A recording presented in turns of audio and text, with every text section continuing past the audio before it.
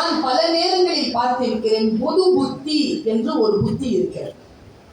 இந்த பொது புத்தி என்ன செய்கிறது என்றால், குர்ஆனை முழுமையாக படிக்காமலேயே அதை பின்பற்றுவர்களின் மீதான அந்த கடுமையை, அந்த வெறுப்பை அந்த மதத்தின் மீது கொள்கிறார். கிறிஸ்தவர்கள் செய்கின்ற பிழைகளை கணக்கில் கொண்டு அந்த கிறிஸ்துவ தத்துவத்தின் மீது பெரும் கோபம் கொள்கிறார்.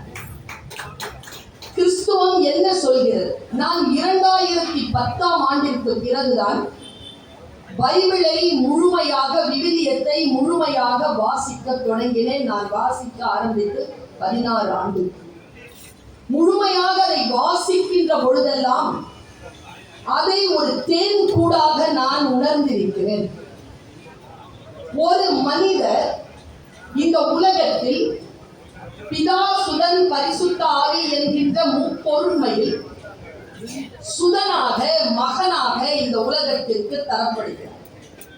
கடவுளுடைய அவதாரம் என்று அவரை கடவுளாக வணங்கக்கூடியவர்களும், பின்னால் வந்த மார்க்கத்தை பின்பற்றக்கூடிய இஸ்லாமியர்கள் அவரை ஒரு தேவ தூதராக, ஒரு தீர்க்க தரிசியாக ஏற்றுக்கொள்ளுகின்ற இந்த மிகப்பெரிய வரலாறை பார்க்கின்ற பொழுது நான் எப்பொழுதும் யோசிப்பேன், கோடிக்கணக்கான மக்கள் ஒரு கருத்தை முழுமையாக ஏற்றுக்கொள்ளுகின்ற பொழுது அதில் எப்படி பிழை இருக்க முடியும் என்கின்ற கேள்வியை நான் எப்பொழுதும் என் மனதிலே மேற்கொள்வது உண்டு. யாரோ சொன்னது எனக்கு ஞாபகம் வருகிறது.